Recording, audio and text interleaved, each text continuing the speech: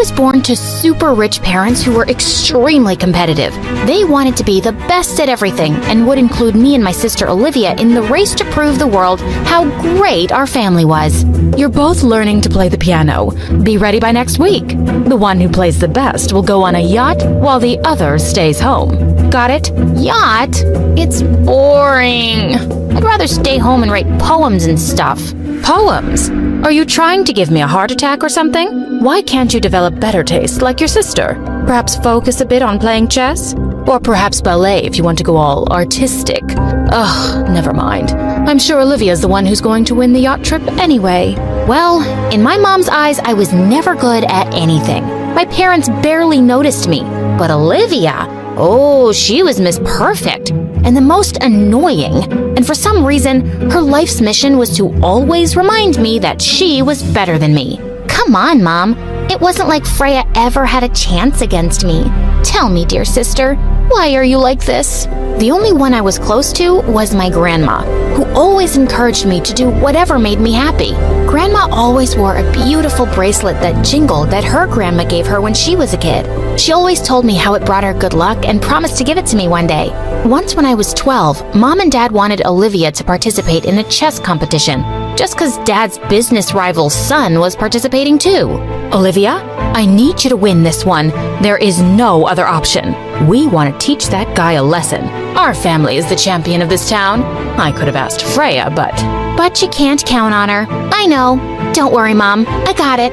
I'll make you proud. I promise. Whatever. It wasn't like I was remotely interested in pleasing Mom anyway. Although Olivia was good at chess, the pressure to win had her going crazy. She started drinking coffee and kept reading books about chess. It was insane. One night before the competition, as I was going to my room, I saw Grandma in Olivia's room hugging her. Oh, sweetheart, don't worry. I know you'll win this one. I don't know if I will. I am so nervous. Can I have this, please? You only love Freya and never even think about me. If you'll give it to me, maybe I'll win. Please, please, please. Oh, all right. Here you go.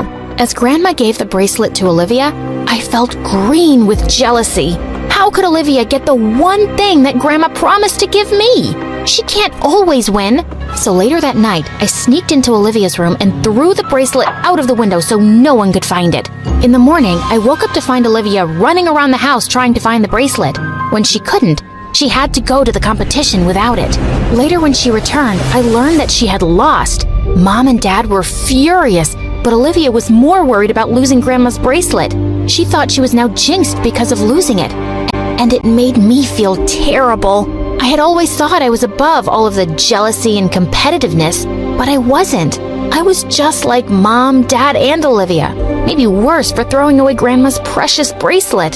So I told my grandma the truth, and she looked so disappointed, but she eventually forgave me and told me there was nothing more precious than me. One time when I was 15, Mom and Dad took us out to a really fancy hotel, and there I heard people clapping. It was a show, and people were coming on stage and sharing their poetry. Gathering courage, I also went to the stage and took the mic. The moment I opened my eyes, I know it's time to start the fight. I don't want to, but I have to. Can they never see that I don't want to? As I went on, people loved my poetry, and I knew I wanted to become a poet when I grew up. When I told Mom and Dad about it, they totally freaked out. But we wanted you to get into a good university and then become a doctor or something. No one is impressed by your sad poems. I didn't want to impress anyone. It was something I was doing for myself. So I just started writing and would always participate with poetry groups and perform on the streets. One night, a boy stood in the crowd, and when I was done, he clapped the loudest. Every night I performed, I saw him. One night, he stayed when the rest left. You write the most beautiful words I've ever heard. And I should know. Why's that? Actually, my parents are in the music business too, and alright, I'm sort of a singer myself. But I'd die before asking my parents to launch me. Usually, talentless rich kids who want to be singers write their own lyrics, and it's always about breakups or how awesome their life is. But your stuff, it's deep. It's got soul. Thanks a lot. So tell me, since you watched my free show every day, when am I gonna hear you sing? I do owe you a song, but it does look like you're making some good money off your free show. Well, I have to make my own money. I can't take anything from my parents. Oh, I get it. Here you go. The guy's name was John, and I knew he thought I was poor, but it was better than telling him I was from a family that hated what I did. Soon, John and I started meeting every night. We both loved sitting together as we read the verses from my notebook. It was something I could do with him forever. But then one day, he told me he was leaving. I got accepted in boarding school for artists in LA. They have awesome programs for musicians and poets too. Maybe you can apply next year. I'm sure your work can get you a scholarship. And I did. I was thrilled, but when I told Mom and Dad, they just rolled their eyes. Oh, God. Poets make pennies. Just take up fashion designing or something else. Why do you always have to be so difficult? But Mom, it's my passion. Some passion that won't pay the bills. Fine. If you want to waste your time, just remember, we won't have anything to do with you. You will not get a dime from us. As if I needed you guys. I don't need anything from you. Freya, I have always supported you. But this is madness. As a hobby, it's fine. But going to another country for, of all things, poetry? What will people say? Daughter of the richest man in England is a street-performing poet? Oh, I didn't care what Mom had to say. But Grandma? I couldn't believe she'd taken their side. It was at that moment I just snapped. You too? Why am I surprised, huh? First, you gave the bracelet you promised me to Olivia. Now you want me to crush my dreams and be my parents' slave? I can't believe this. I have made my decision, and I'm not turning back. I had to leave school in a week, and no one was talking to me. But the night before my flight, Olivia came to my room and looked a little worried. I know I haven't been the best sister, but please don't go. Ever since I've been cursed, I can't seem to concentrate, and Mom and Dad are always angry at me. Cursed? Gosh, was she still hung up on that? Olivia, I can't live here. And you're not cursed or jinxed. I was the one who threw Grandma's bracelet away. What? How could you? Do you even know how much it affected me? The guilt of losing something so cherished by Grandma? I was just so jealous. I wanted you to lose. I didn't think it through. I am so sorry. I want to be better. Oh, shut up. You think you're so above us all. But the truth is, you're pathetic. Olivia, I knew what I did was terrible. She was right to hate me. So I packed my bags and quietly left for my new school. At the new school, John was 2 years my senior, and we went right back to where we left off. We even started dating. But in his last year, he had less and less time to spend with me. When his graduation came closer, we broke up. I have to move back to England. Mom and Dad need me to step up and handle the business. So, I guess... It's goodbye? I guess so. I'll really miss you, but I know you'll do great. It was so painful to see him go, so I unfollowed him from all my accounts and poured myself into my poetry. When I graduated, I was determined to make it big. I released a book of my poetry while I was waitressing at a nice restaurant. I was so happy to be in LA and even brought Grandma to live with me. I had visited once on Christmas and we patched things up, and she realized how serious I was about being a poet. One day when I was at work, a blast from the past visited the restaurant. John, what are you doing here? Freya, this is crazy. You stayed here after graduating? I never knew that. Yeah, I think this city suits me. It sure does. After my shift ended, we sat and talked for hours. I even showed him my poetry book. He loved it and told me he could talk to some producers in LA and get me into the industry. There's a famous singer looking to open this weekend. You can perhaps open for her with your spoken word and poetry. Your words? Kid, they got soul. Here you go, an advance payment check. All the best. Outside the producer's office, I ran up to John and hugged him tight. I'm so sorry, I got carried away. No worries. I loved it.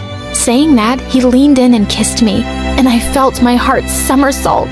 A few days before the show, I got the most unexpected text ever from Olivia. Mom and Dad are driving me crazy. I want to meet you, sister. I'm in LA. Let's catch up. Olivia hadn't spoken to me since our fight, and even when I went to visit my family on holidays, she ignored me. Hearing from her was great. I invited her to the restaurant the very next day. I also called John and he was on his way. I really wanted him to meet my sister. I'm so happy you're here. Me too. So tell me, how did you get that show opening gig? I saw on Instagram that you're opening for a famous singer. How the heck did you pull that off? Huh? Oh, so that's what you think of me. Duh. Mom saw the post first and was somewhat happy, and it made me so angry. I learned some time ago from a friend that you were a waitress, so I just wanted to take some pics in this tacky outfit of yours and show it to Mom. Now I'll be her favorite again. Olivia, you are pathetic. I wanted to kick Olivia out of the restaurant, but right then John walked in and seeing us both, he looked shocked. Olivia, what are you doing here? My heart nearly stopped. John knew Olivia? But how? Oh, so you're playing for the other side now? Dating Dad's business rival's son? That's low. He is the one who beat me in that stupid chess game. Freya, what is this? Olivia's your sister? You're the daughter of a business tycoon and work as a waitress? And that performing on the streets thing? Were you trying to make a fool of me the entire time? This is amazing. Sister, you are successful and very cunning. You bagged a rich boyfriend to pay your bills. And I know his parents are into the music business too. Did they pull the strings and get you that opening act? And I thought you wanted to make it big on your own. But still, I'm gonna come and see the show to laugh at how royally you'll fail. Shut up, Olivia. Wow. I don't even know what to say. You betrayed me, Freya. Why? John, listen to me. I didn't lie. I just didn't tell you the entire truth. That's called betrayal. Saying that, he left. That night, I cried my heart out to Grandma. I was heartbroken. I figured John would have my opening canceled at the show, but he didn't. So I decided to quit myself and return the payment check to the producer. When I got to the venue, I went straight to the producer. I'm sorry, I can't...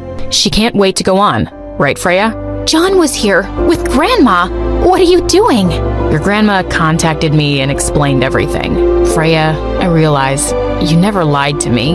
It was just me assuming things. I've known you for quite some time, and I know how hard you work. You deserve this. You deserve to do what you love. You really think so? I believe so. But we're in a hurry now. I saw your sister in the audience with your parents. I believe she's here to see you fail. So go on and show everyone how good you are. And I did. When I was done, I even got a standing ovation. I was so happy, and seeing John backstage, I rushed and brought him on stage.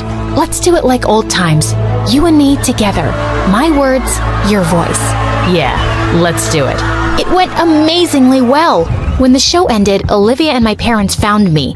Olivia's face was red, and she couldn't even look me in the eye. I still think this whole poetry thing is a waste of time, but you do seem to be quite good at it. Your sister is such a failure, but we are proud of you. Thanks, but I don't need your approval. I do what I love to do. Olivia, you are not a failure. You are a beautiful, independent woman. Always remember that. Stop being Mom and Dad's puppet. Do whatever you love, whatever makes you happy. Saying that, I held John's hand and walked away, as Olivia and Grandma both smiled at me and gave me a thumbs up. That was the day I felt so proud of myself for every single decision I had ever made.